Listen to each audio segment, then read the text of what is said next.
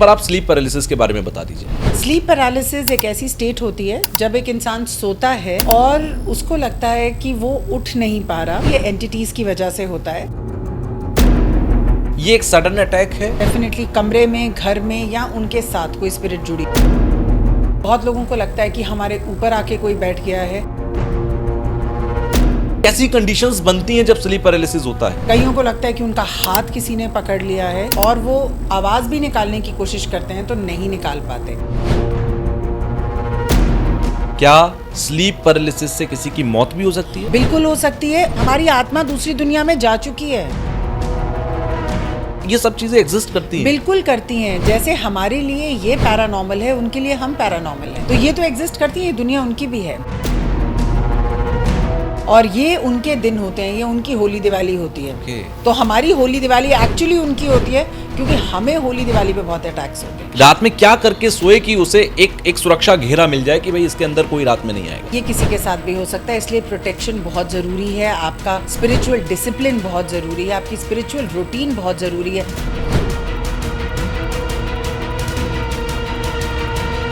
आप में से कितने लोग हैं जो ये जानते हैं कि स्लीप पैरालिसिस क्या होता है? इससे पहले जो हमने वीडियो की थी स्लीप पैरालिसिस पर, उसमें बहुत सारे लोगों का कमेंट आया कि हाँ सर, यही सिचुएशन हमारे साथ होती है। कुछ ने कहा बचपन में ये हमारे साथ होता था, कुछ ने कहा कि ये 2 दिन पहले मेरे साथ हुआ। लेकिन ये होता क्यों है? क्या कोई एंटिटी आंख पर ये अटैक करती है जिसकी वजह से होता है? क्या किसी ने आपके ऊपर तंत्र के जरिए ये कराने की कोशिश की होती है? क्या ये जो सब कुछ होता है, इससे बचने के लिए आपको रोज सोने से पहले कुछ करना चाहिए? बेसिकली जब सोने जाते हैं तो हम लोग अपने घर को लॉक करते हैं, अपने रूम को लॉक करते हैं, हम हर उस एंट्री और एग्जिट को लॉक करते हैं जहां से हमें किसी चोर के आने का खतरा होता है। लेकिन क्या हम अपने ऑरा को लॉक करते हैं? क्या हम अपनी स्पिरिट का लॉक करते हैं जिससे कि कोई एंटिटी अटैक ना कर सके? कोई तंत्र का इस्तेमाल हमारे सोते वक्त, जब हम अपने होश में ना हो, उस वक्त कर दे? इन सारी चीजों की बहुत जरूरत है और इन सारी चीजों को समझना होगा, एक स्लीप पैरालिसिस को समझना होगा कि ये क्या चीज है। मैं डॉक्टर मनमीत के पास आया, उनसे मैंने समझने की कोशिश की कि स्लीप पैरालिसिस क्या है, कैसे होता है, इससे बचा कैसे जाए, और इसका रियल एक्सपीरियंस उन्होंने मुझसे साझा किया। सोचिए, आप और मैं तो एक आम इंसान हैं जिन्हें तंत्र की कोई ज्यादा समझ नहीं है, उनके साथ हो तो समझ में आता है। डॉक्टर मनमीत के साथ अभी कुछ दिन पहले एक स्लीप पैरालिसिस का एक्सपीरियंस हुआ और कैसे उन्होंने खुद को बचाया, कैसे वो पूरा सपने के दौरान उनके साथ क्या क्या हुआ, ये सब कुछ आज के पॉडकास्ट में हमने कवर किया है। तो आज के पॉडकास्ट को हम देखेंगे। वैसे डॉक्टर मनमीत को आप लोग पहले से जानते होंगे, जो लोग लगातार पॉडकास्ट की सीरीज हमारी देख रहे हैं। डॉक्टर मनमीत साइकिक हैं, मीडियम हैं और आकाशिक रिकॉर्ड रीडर हैं। देश में पहली हैं जिन्होंने ऑटोमेटिक राइटिंग को सिखाया और पूरे देश में ऑटोमेटिक राइटिंग को इंट्रोड्यूस किया। तो सीधे हम चलते हैं डॉक्टर मनमीत के पास और जानते हैं कि स्लीप पैरालिसिस क्या है और ये कैसे एग्जीक्यूट होता है जिस वक्त हम सो रहे होते हैं।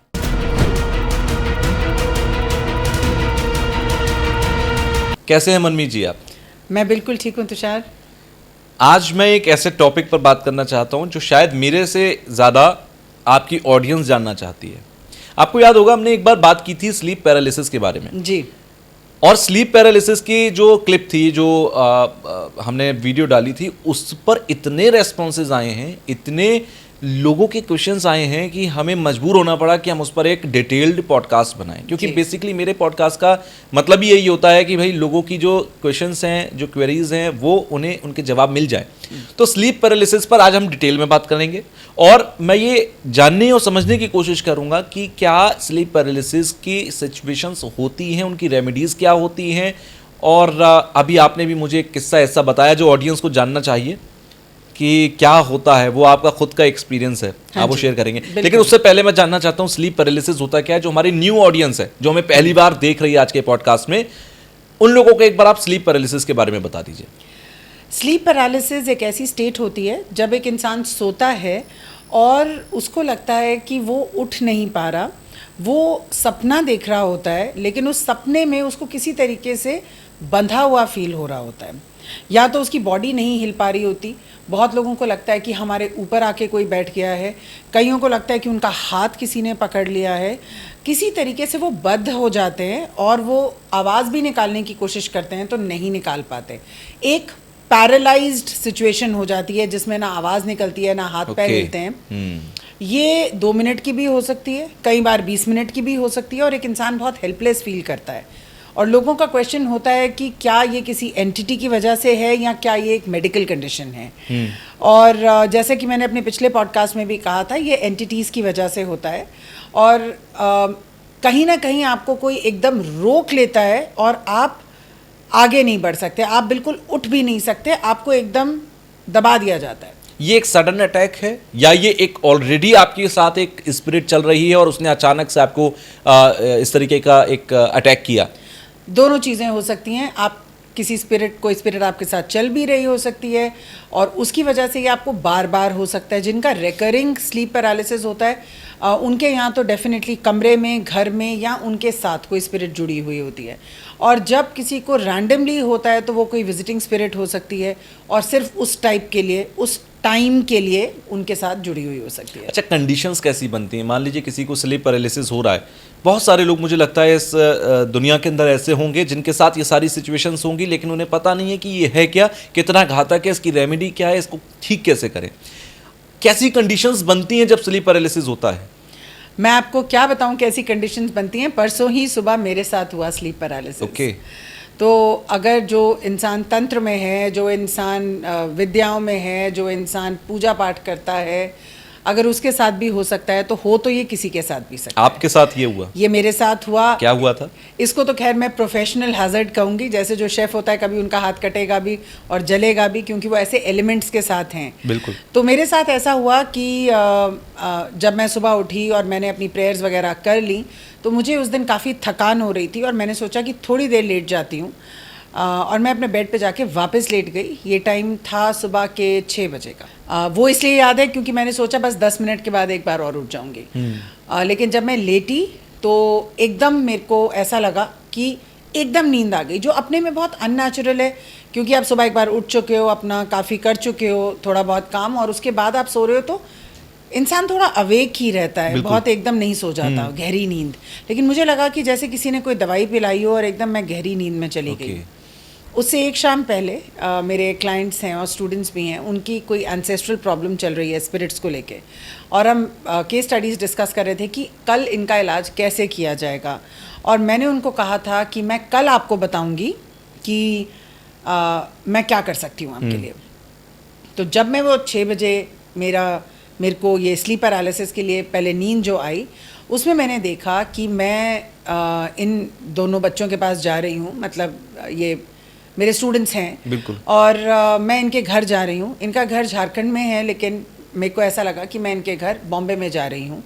और जब मैं इनके घर गई तो मेरे को बिल्कुल एक अलग सा टिपिकल सा घर देखा। एक वॉल उसकी ग्रीन कलर की थी, उसके आगे एक बड़ी सी लकड़ी की अलमारी पड़ी थी और उसके साइड पे एक छाता लटका हुआ था। और दूसरे कमरे में इन्होंने अपना ऑफिस बनाया हुआ था। और मैंने इनको बोला कि चलिए टीम के साथ कनेक्ट करते हैं, आप जूम मीटिंग ऑन करें, ये वो। तो उन्होंने मुझे कहा कि मैम आप थोड़ा घूम के आइए जब तक हम ये तैयारी करते हैं। जैसे ही मैं उनके घर के बाहर गई और थोड़ा ऐसे बिल्डिंग का चक्कर काटने गई, मेरे को लगा कि एक रेलिंग है वहाँ पे। और जनरली नीचे बहुत सुंदर था, तो हल्का सा इंसान रेलिंग पे थोड़ा लीन करता है। मैंने उस रेलिंग पे लीन किया और स्लो मोशन में, जैसे मूवी में दिखता है, मुझे लगा कि वो रेलिंग बिल्कुल मेरे सामने नीचे नीचे नीचे गिर रही है। और मैं इतनी झुक चुकी थी कि पीछे मुड़ के जब मैंने देखा तो सपोर्ट के लिए, हाथ से पकड़ने के लिए कुछ था नहीं। तो मैंने अपने आप को स्लोली उसके ऊपर गिरते हुए देखा। और जब मैं ये सीन देख रही थी तब मुझे रियलाइज़ हुआ कि मैं एक सपना देख रही हूँ। यहाँ पे मैं आपको ये बताना चाहती हूँ कि स्लीप पैरालिसिस बिल्कुल किसी और दुनिया में, नींद में नहीं होता। ये एक पैरेलल यूनिवर्स है। मतलब आप इस दुनिया में भी हो, आप उस दुनिया में भी हो। मुझे वहाँ पे जब मैं वो रेलिंग के साथ गिर रही थी, मुझे रियलाइज़ हो रहा था कि अब मैं मरने वाली हूँ। और मुझे ये रियलाइज़ हो रहा था कि ये एक सपना है। तो किसी तरीके से फिर मैंने देखा कि किसी तरीके से किसी एनर्जी ने मुझे वापस खींचा और मैं बहुत ही मुश्किल से अपने पैरों पे खड़ी हुई। मैं वापस भाग के उस घर में चली गई जिस घर में ये लोग थे। वहाँ जाकर मैंने इनको बताया कि ऐसा हुआ, रेलिंग गिर गई। उन्होंने कहा मैम बिल्डिंग तो बिल्कुल न्यू है, कैसे ऐसा हो गया? चलिए कोई बात नहीं, अब आप हमारे साथ ही रहिए। और मैंने कहा कि ठीक है मैं फ्रेश होके आती हूँ। तो नहाने के लिए मैंने अपने कपड़े निकाले और उन्होंने मुझे दिखाया कि इस बाथरूम में आप जा सकती हैं, ये आपका कमरा है। और मैं आप तब तक ये खीरा खा लीजिए, क्यूकम्बर हमने सैलेड कट किया है, पानी जब तक तैयार होगा आप यहाँ पे बैठ जाइए। तो मैं वहाँ पे बैठ के खीरा खा रही थी और बस सोच ही रही थी कि 2-3 मिनट में नहाने चली जाऊँगी। सडनली मैं क्या देखती हूँ कि मैं बेड पे बैठी हूँ और मैं क्या देखती हूँ, खिड़की की तरफ देखती हूँ और उस खिड़की पे एक 35 ईयर ओल्ड लेडी खड़ी है। ओके। उसने पीले रंग की साड़ी पहनी हुई है, जूड़ा बनाया हुआ है, बिल्कुल एवरेज लेडी, कोई भूत प्रेत नहीं, कुछ नहीं, सिंपल। आप ये समझ सकते हैं कि सड़क पे चलती हुई या किसी की मदर जैसे हो सकती हैं। लेकिन उनको देखते ही मेरी बॉडी में जो चिल्स हुए मैं आपको बिल्कुल नहीं बता सकती। और ये मैं अपने दूसरे वाले फॉर्म में फील कर रही हूँ कि मेरी बॉडी में चिल्स हो रहे हैं और मैं सोच रही हूँ कि क्या ये स्पिरिट है, और मेरे अंदर से आवाज़ आ रही है कि हाँ। तो मैं उनकी तरफ देखती रही और मैंने उनको कहा एंगेज करने के लिए कि आप खीरा खाएंगे। तो अचानक से बोली कि जो तुम लोग खाओगे वही खाऊंगी, वैसे भी मैं इस घर में वही खाती हूँ जो ये लोग खाते हैं, तो हमें खाना कौन देगा। ओके। तो मैंने उनको अपना खीरा पकड़ा दिया, अब खीरा ख़त्म हो गया। तो अब क्या, तो वो धीरे धीरे मेरी तरफ चलना स्टार्ट हुई। मैं आपको नहीं बता सकती जो खौफ होता है एक इंसान के दिल में। और उस समय मैं आपको ये बताना चाहती हूँ, मुझे कोई मंत्र याद नहीं आया। ये एक्सपीरियंस मैं अपनी ऑडियंस के साथ इसलिए शेयर कर रही हूँ कि अगर आपको लगता है कि आपको स्लीप पैरालिसिस में मंत्र याद नहीं आया तो कोई बात नहीं, इट्स ऑल राइट। और वो लेडी वहाँ बैठी और उसने एक उंगली अपनी मेरे ऊपर ऐसे रखी और उसके उंगली यहाँ रखते ही सामने से जो मेरी स्टूडेंट है वो उस कमरे में आई और मेरी इंटेंशन थी कि मैं उसको एकदम आवाज़ लगा के बोलूँ कि ये क्या हो रहा है। तो मैंने उसका नाम लेना शुरू किया और मेरे गले से कोई आवाज़ नहीं निकली। मैं चिल्ला रही हूँ और एक विस्पर भी नहीं निकल रही है। उसने केवल एक उंगली रखी थी मेरे ऊपर और मुझे लगा कि मैं लेट गई हूँ वापस, और उसने मेरे ऊपर एकदम को छोड़ा दिया। ये मेरी स्टूडेंट जब उस कमरे में आई उसने कहा यहाँ तो कोई भी नहीं है, मैम कहाँ गई। तो दूसरे उन्हें आप दिखे ही नहीं? उन्हें मैं दिखी नहीं। उसके भाई ने कहा नहा रही होंगी अभी आ जाएंगी, तो वो चली गई और मैं उसको बोलती ही रह गई और मेरी बॉडी बिल्कुल पैरालाइज थी, मैं बिल्कुल हिल नहीं पा रही थी। थोड़ी देर के बाद मैंने देखा कि एक लड़की आई है 16-17 साल की। तो मैंने कोशिश की कि मैं इसको बुलाऊं और मैंने देखा कि उसका भी मुंह ऐसे करके टेढ़ा है। तो पता चला कि वो भी स्पिरिट बन चुकी थी। हाँ, वो एंटिटी बन चुकी थी। तो मैंने इस लेडी की तरफ देखा, लेकिन मैं इस लेडी से पूरी बात कर पा रही हूँ, तब मेरे को कोई पैरालिसिस नहीं है। तो मैंने इसको बोला कि आप ना माता रानी के मंदिर में जाओ। तो उसने मुझे बोला कि ये क्या होता है। तो मैंने कहा जैसे माता रानी का मंदिर, जैसे आप जोत जलाओ, मैं उसको पूरा समझा रही हूँ। तो कह रही, तो मुझे उसकी बातों से पता चला कि ये 1910 की बात है।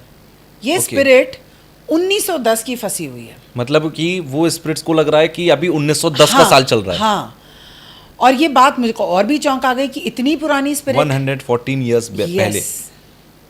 114 years old spirit causes sleep paralysis. Oh my God. To a spiritual coach. आप सोचिए। Exactly. और मैं उसको समझा रही हूँ कि कोई बात नहीं, 1910 में मैं अपना दिमाग लगा रही हूँ कि कोई टेम्पल को क्या कहते होंगे। मैं कह रही हूँ छिन्नमस्तिका का टेम्पल। वो मेरी तरफ से देख रही है।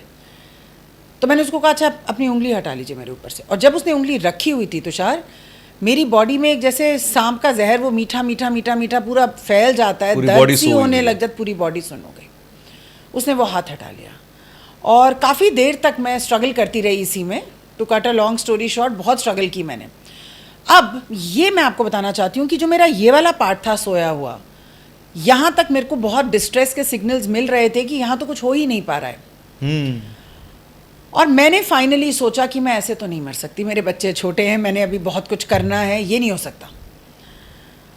जैसे ही मैंने सोचा कि ये नहीं हो सकता, मुझे घंटियां सुनाई देनी शुरू हो गई। वही माता का मंदिर जो मैं कह रही थी, छिन्नमस्तिका माता का मंदिर, वो एकदम उसकी इमेज मेरे सामने आई और घंटियां बजनी स्टार्ट हो गई। और जैसे जैसे वो बजती गई, मेरे को अपने मंत्रोच्चारण याद आते गए, मैंने शुरू किए करने। और यहाँ पे भी लेट के जो मेरी मेड थी जो कमरे में आई, वो कह रही थी कि आप मंत्र बोल रहे थे। मैं बोल रही थी पर सो रही थी। क्योंकि मैं यहाँ पे प्रेजेंट थी। और जैसे जैसे मैं मंत्र बोलती गई, उस लेडी की बॉडी नीचे से गायब होनी शुरू हो गई। फाइनली केवल उसका सर रह गया, लेकिन वो भी इतनी देर के बाद गया जब मैंने डिसाइड कर लिया कि मैं ऐसे तो नहीं मर सकती। और फिर मैं एकदम से मेरी नींद खुली और मैं अपने कमरे में वापस मैंने देखा कि मैं यहाँ आ चुकी हूँ। मुझे बहुत देर लगी इसमें से निकलने में, 1 से 1.5 घंटा मैं सोचती रही। फिर मैंने अपना पूरा क्लेंजिंग किया, ऑरा क्लेंजिंग किया। यहाँ पे मेरे से एक गड़बड़ हो गई थी। देखिए, जो लोग एंटिटीज़ के साथ दिन रात काम करते हैं, जैसे कि मैं, एंटिटी क्लियरिंग करते हैं, हाउस क्लियरिंग करते हैं, हमारे जैसे लोगों के लिए प्रोटेक्शन बहुत ज़्यादा ज़रूरी है। बिल्कुल। और रात को आप अपने आप को कैसे प्रोटेक्ट करके सो रहे हो, क्या क्या चांट कर रहे हो, क्या यंत्र मंत्र क्या कर रहे हो, उस दिन मेरी प्रोटेक्शन में थोड़ी कमी रह गई थी। और आप देखिए कि ने उठाया। तो आप सोचिए कि एंटिटीज़ बिल्कुल खड़ी ही हैं, आपको रोज़ ही देख रही हैं कि किस दिन ऐसा होगा।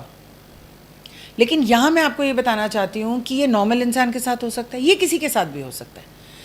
एक रेमेडी जो इसकी बहुत ज़रूरी है कि अगर आपके साथ ये हो रहा है, आपको अपनी फुल डिटर्मिनेशन में आना है कि मैं ऐसे नहीं मरूंगी, मुझे इसमें से निकलना ही है। जैसे ही आप अपनी फुल डिटर्मिनेशन में आ जाते हैं, जितनी भी पॉजिटिव फोर्सेस होती हैं वो आपके साथ आ जाती हैं और आपकी नींद एकदम खुल जाती है। 1 सेकंड, क्या स्लीप पैरालिसिस से किसी की मौत भी हो सकती है? बिल्कुल हो सकती है। उस यूनिवर्स में मैं ये कहना चाहती हूँ, हम स्लीप में इसी दुनिया में नहीं है, हमारी आत्मा दूसरी दुनिया में जा चुकी है। दूसरी दुनिया यानी कि एक दूसरी जगह पर जहां मैं अपनी जिंदगी जी रहा हूं, वहां पर मेटावर्स का कॉन्सेप्ट, मल्टीवर्स में जैसे हमारी लाइफ होती है। और जो ये 7 लाइव्स हम कहते हैं कि हम जी रहे हैं, हम 7 पैरेलल यूनिवर्सेस में जी रहे हैं, लेकिन मैं उस यूनिवर्स में जी नहीं रही थी। मेरी आत्मा को ल्योर करके उस यूनिवर्स में ले जाया गया। जब मैंने इनको सुबह फ़ोन किया अपने क्लाइंट्स को, तो उन्होंने कहा बिल्कुल हमारा घर ऐसा ही है, एक हरी दीवार भी है, छाता भी है, अलमारी भी है। तो इसी घर को मैनिपुलेट करके उन्होंने वहाँ पे सीन बनाया था। सिर्फ इनका घर बॉम्बे में नहीं है, बट बाकी सब कुछ सेम टू सेम है। तो मुझे उस सिचुएशन में ले जाया गया, और जब हम किसी की आत्मा को मैनिपुलेट करके एक सिचुएशन में ले जाते हैं, वहाँ से उस आत्मा को तांत्रिक बहुत आराम से अपने वश में कर सकते हैं। मैं इस पॉइंट पर आपके साथ आऊँगा कि तांत्रिक कैसे वश में करते हैं, लेकिन एक मेरा सबसे बड़ा सवाल ये कि आपके साथ हो सकता है, तो एक आम आदमी का क्या हाल होता होगा? ये किसी के साथ भी हो सकता है, इसलिए प्रोटेक्शन बहुत ज़रूरी है। आपका स्पिरिचुअल डिसिप्लिन बहुत ज़रूरी है, आपकी स्पिरिचुअल रूटीन बहुत ज़रूरी है। आप निश्चिंत होकर नहीं सो सकते कि कुछ नहीं हो रहा, क्योंकि आजकल डार्कनेस में बहुत ज़्यादा लोग हैं जो मुक्ति पा ही नहीं रहे। बहुत ज़्यादा। पहले के ज़माने में अगर एक जिंदा और मृत आदमी के बीच में रेशियो 1:8 थी, तो अब वो उल्टी हो गई है। मतलब 8 आत्माएं एक आदमी के पीछे हैं। बिल्कुल। तो अगर इतनी आत्माएं हैं और आपकी स्पिरिचुअल रूटीन में कोई चूक हो गई, तो फिर आप नहीं बच सकते। एक आम आदमी तो रात में सोते वक्त यही सोचता है कि मैंने घर का मेन डोर जो है वो लॉक कर दिया, मैंने अपने रूम का डोर लॉक कर दिया, मैंने सब प्रोटेक्शन जो है चारों तरफ से कर दी।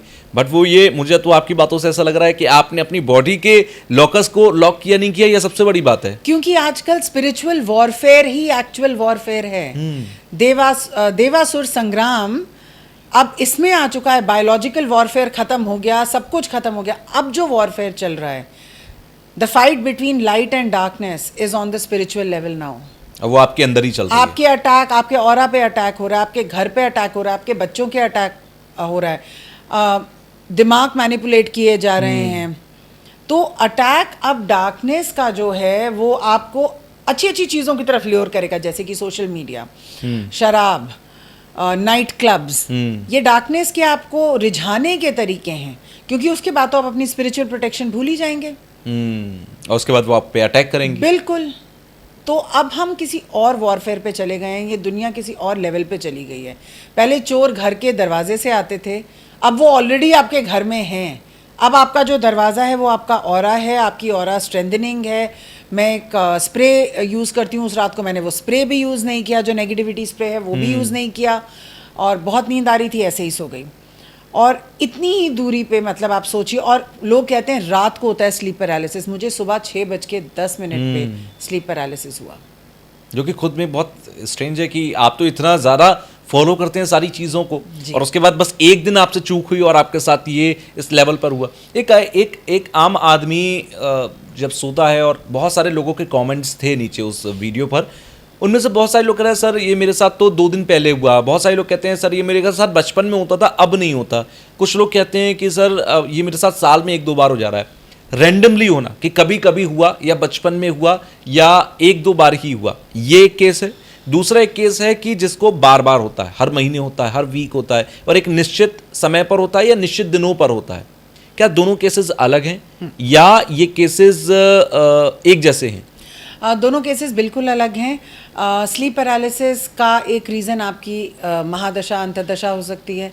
राहु की महादशा में बहुत होता है। राहु एक इल्यूजन का प्लैनेट है, बहुत ज़्यादा होता है, और आपको आभास भी बहुत ज़्यादा होता है। लेकिन इसका ये मतलब नहीं है कि अगर आपकी राहु की महादशा चल रही है तो आपको ये होगा ही होगा। मैं सिर्फ एक एग्जाम्पल दे रही हूँ। आपकी कुंडली में चंद्रमा कैसे प्लेस्ड है, आपके 8वें घर में कितने प्लैनेट हैं, आपकी ऑकल्ट की नॉलेज कितनी है, आपका ऑरा, क्या आप एक सॉफ्ट टारगेट हैं?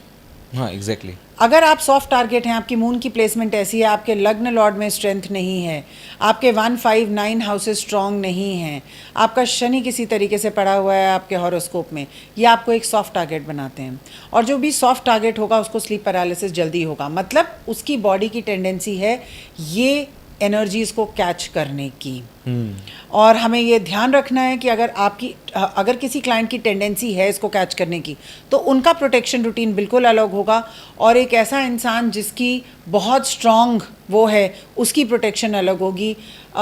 हम किसी शमशान घाट में चले गए, किसी के क्रिमेशन पे चले गए, हम किसी एम्बुलेंस को क्रॉस कर गए, हम किसी हॉस्पिटल में आईसीसीयू में चले गए, या हम तो कहीं और जा रहे थे लेकिन वो वार्ड रास्ते में आ गया। सही बात है। ऐसी चीज़ों में आप रैंडमली किसी स्पिरिट को पकड़ सकते हैं। चौराहे पे जा रहे थे, बाल खोल के जा रहे थे, मीठा खा के जा रहे थे, परफ्यूम लगा के जा रहे थे, क्योंकि दादी नानी के किस्सों में कहा जाता है, हिदायत दी जाती है कि बाल खोल कर नहीं जाना है, या बच्चे जब बड़े हो रहे होते हैं उस टाइम पे कहते हैं कि चौराहों से बचकर जाओ, अमावस्या के दिन चौराहों से बचकर जाओ, सैटरडे के दिन बचकर जाओ। ये सब चीजें एग्जिस्ट करती हैं। बिल्कुल करती हैं। जैसे हमारे लिए ये पैरानॉर्मल है, उनके लिए हम पैरानॉर्मल हैं।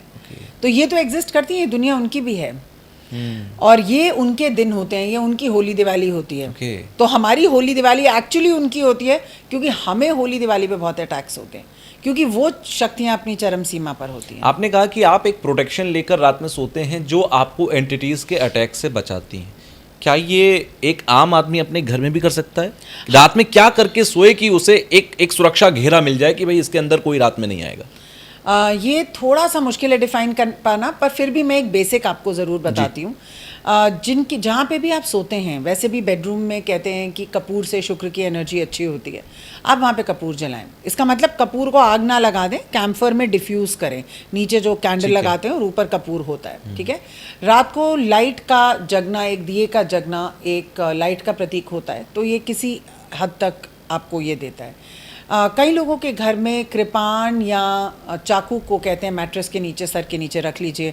ये उनके लिए होता है जिनके साथ ये बहुत बार होता है। और इसको फिर आप धूप में चार्ज कर सकते हैं अगले दिन, और फिर रात को रख सकते हैं। इससे ज़रूर होता है।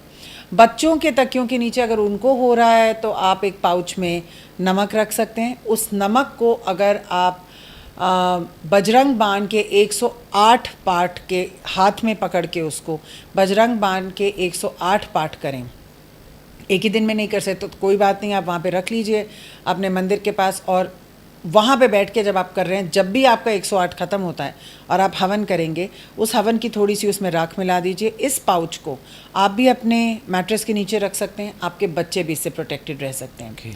और इस नमक को अगर आप एक छोटी सी कटोरी में डाल के अपने घर के किसी भी कोने में रख देंगे तो ये बहुत ज़्यादा जो है पॉजिटिविटी फैलाता रहता है। ये हो सकता है आपके कमरे में, अगर आपको एंटिटीज़ का डर है तो कमरे में एक शीशे के ग्लास में पानी लेके उसमें 3 नींबू हर सैटरडे को रख दीजिए सूर्यास्त के बाद। ओके। और उसमें आप कोई भी एक प्रेयर बोल सकते हैं, हनुमान जी की बोलें तो ज़्यादा अच्छा है। और अगले सैटरडे ये 3 नींबुओं को आपने फेंक देना है, ग्लास चेंज करके फिर से ये प्रोसेस रिपीट करना है।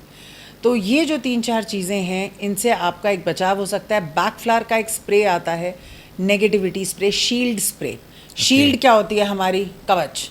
तो शील्ड स्प्रे मैं यूज़ करती हूँ, मेरे क्लाइंट्स यूज़ करते हैं। परफ्यूम की तरह आपने उसको अपने अराउंड छिड़कना है, और उस दिन मैं काफ़ी कुछ करना भूल गई थी। थे आप। पर आप ये सोचिए, मैं इतना वल्नरेबल होके अपना इंसिडेंट इसलिए शेयर कर रही हूँ ताकि लोगों को ये ना लगे कि ये पॉसिबिलिटी किसी सिर्फ हमारे साथ है और दूसरों के साथ नहीं होती। किसी के साथ भी हो सकता है, इसमें कोई शर्म की बात नहीं है। ये आपके लिए सिर्फ एक रिमाइंडर है कि आपसे कहीं चूक हो गई है। बट ये एक बहुत बड़ी रियलिटी तो है। बिल्कुल बहुत बड़ी रियलिटी है और स्लीप पैरालिसिस के केसेस भी बहुत हैं। जब हमारे वीडियो मिलियंस में गए स्लीप पैरालिसिस को लेकर तो लोगों के सवाल भी उतने ही ज़्यादा बड़ी तादाद में थे कि ये, और तब मुझे पता लगा कि ये बहुत लोगों के साथ होता है और बहुत सारे लोगों के साथ जब होता रहता है, ये बार बार होता रहता है, तो वो समझ नहीं पाते कि एक मेडिकल सिचुएशन है, ये स्पिरिचुअल सिचुएशन है, और किसी को बताते हैं तो कोई समझ भी नहीं पाता कि ये एक सिचुएशन भी हो सकती है। तांत्रिकों की हुई सिचुएशन भी है। अच्छा, आपने तांत्रिकों के बीच में बात की थी और कहा था कि तांत्रिक बेसिकली स्पिरिट का यूज करते हैं, वो आप क्या कहने की कोशिश कर रहे थे? मैं ये कह रही थी कि बहुत लोगों को लगता है कि तांत्रिक सिर्फ ऐसी स्पिरिट्स का यूज करते हैं जिन लोगों की डेथ हो चुकी होती है, लेकिन तांत्रिक लाइव लोगों की स्पिरिट्स को भी यूज करते हैं। जब तांत्रिक आपको एक स्लीप पैरालिसिस में ले जाते हैं, आप कैसे लेके जाएंगे? या तो आपकी फोटो उनके पास पहुंची, या किसी ने कोई क्रिया कराने के लिए आपकी पर्सनल चीज़ें उनको दी, या आजकल जो बहुत ज़्यादा कॉमन है यूट्यूब पे जो फ्री का लोग एस्ट्रल ट्रैवल कराते हैं, वो एस्ट्रल ट्रैवल में, मैं ये नहीं कह रही कि जो लोग कराते हैं ये उनका है, पर एस्ट्रल ट्रैवल एक तरीका है आत्मा को एक अलग दुनिया में लेके जाने का, जिसमें आपकी आत्मा को काफ़ी खतरा हो सकता है। हम अपनी बॉडी के साथ एक सिल्वर थ्रेड से जॉइंट हैं। तो जब मेरा आउट ऑफ बॉडी एक्सपीरियंस हुआ था तो मुझे दिखा था कि एक वो पतली सी अभी भी लगी हुई है, तब मुझे पता चला था कि मेरी डेथ अभी नहीं हुई है। जब वो कॉर्ड कट जाती है तब आपकी आत्मा रिलीज हो जाती है। एस्ट्रल ट्रैवल में क्या होता है कि आपकी आत्मा को आपकी बॉडी के बाहर निकाल दिया जाता है, और एक जो ट्रैवल आपने करना है जो भी किसी भी माध्यम से, मीडियम से, लेकिन बहुत बार जैसे ही हमारी आत्मा हमारी बॉडी से निकलती है, बहुत सारी एंटिटीज साइड पे खड़ी होती हैं जो आपकी बॉडी में एकदम प्रवेश कर जाती हैं। ये मिली सेकेंड्स की बात होती है। मतलब मेरी बॉडी में मेरी आत्मा बाहर है और किसी और की आत्मा मेरे शरीर में। बिकॉज आत्माओं को क्या चाहिए? एक बॉडी एग्जैक्ट, जिसमें आत्मा ना हो, जिसमें आत्मा ना हो, और आपने तो आत्मा खुद ही निकाल दी बाहर। तो या तो ये तंत्र के प्रयोग से होगा, जब आपको ऐसे स्लीप में ल्योर किया जाए और आपके साथ ये हो, या आप विलिंगली अपनी आत्मा को आउट ऑफ बॉडी एक्सपीरियंस, बहुत लोग मुझे कहते हैं मैं आउट ऑफ बॉडी एक्सपीरियंस चाहिए, और मैं उनको कहती हूँ क्यों? कई फैमिलीज ने मुझे आके बताया है कि उनके बच्चों ने जब ऐसी चीज़ें की हैं तो जब वो वापस आए हैं तो या वो पागल हो चुके हैं या वो बिल्कुल अलग से बिहेव कर रहे हैं। ऐसा लग रहा है कि जो बच्चा था वो बच्चा या वो इंसान अब वो है ही नहीं, उसकी आदतें अलग हैं, क्योंकि आपने वो देख लिया जो कुदरत नहीं चाहती थी कि आप करेक्ट। तो आपके अंदर दूसरी आत्मा आ गई ना, तो अब आप वैसा ही बिहेव करेंगे। चेंज हो गया। हो सकता है वो वेजिटेरियन थे आप, अब आप नॉन वेजिटेरियन क्रेव करेंगे। हो सकता है कि अब आपको काला रंग बहुत पसंद आएगा। तो फिर वो ओरिजिनल आत्मा जो पहले से वो थी भटक रही है, एक और बॉडी को ढूंढ रही है। हमने डेथ के एपिसोड में भी ये डिस्कस किया था कि वो अंगूठे बांध दिए जाते हैं ताकि इसके अंदर कोई और आत्मा प्रवेश ना कर सके। तो हमें अपनी आत्मा को कभी भी परमिशन नहीं देनी चाहिए अपनी बॉडी से निकलने की।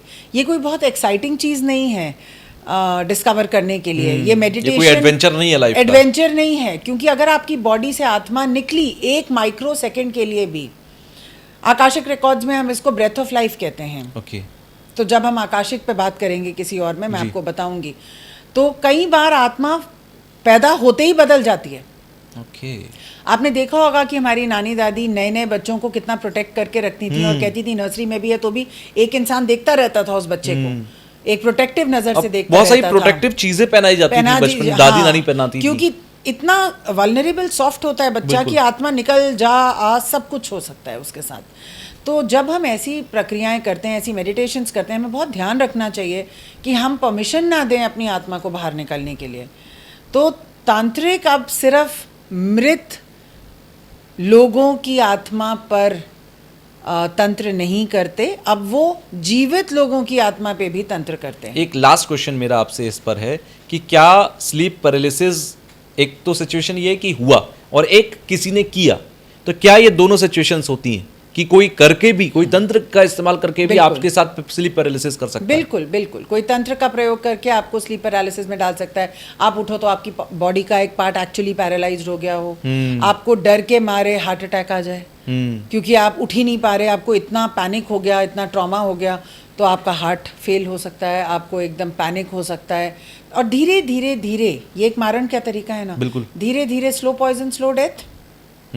तो यानी कि ये सारे तरीके होते हैं, ये सारी चीजें होती हैं जिससे कि लोग तंत्र का इस्तेमाल करके भी स्लीप पैरालिसिस कराकर आपकी स्पिरिट को टॉर्चर करते हैं। मैं तो बोलूंगा बिल्कुल, टॉर्चर करते हैं, torture करते हैं। और वो अपने हितों को पूरा करते हैं। और कई बार एंटिटी अटैक की वजह से स्लीप पैरालिसिस भी होता है। हमने डिटेल में बात की स्लीप पैरालिसिस पे। आई होप जो हमारे व्यूअर्स लगातार जानना चाह रहे थे स्लीप पैरालिसिस को और डिटेल में समझना चाह रहे थे, उन्हें इस पॉडकास्ट से बहुत कुछ जानने को मिला होगा। अभी भी अगर कोई सवाल रह गया होगा तो मैं कहता हूं कि आप लोग नीचे कमेंट बॉक्स में लिखिए, मैं क्वेश्चन को अगले पॉडकास्ट में कवर करने की कोशिश करूंगा। आज के इस पॉडकास्ट के लिए आपका थैंक यू। Thank you.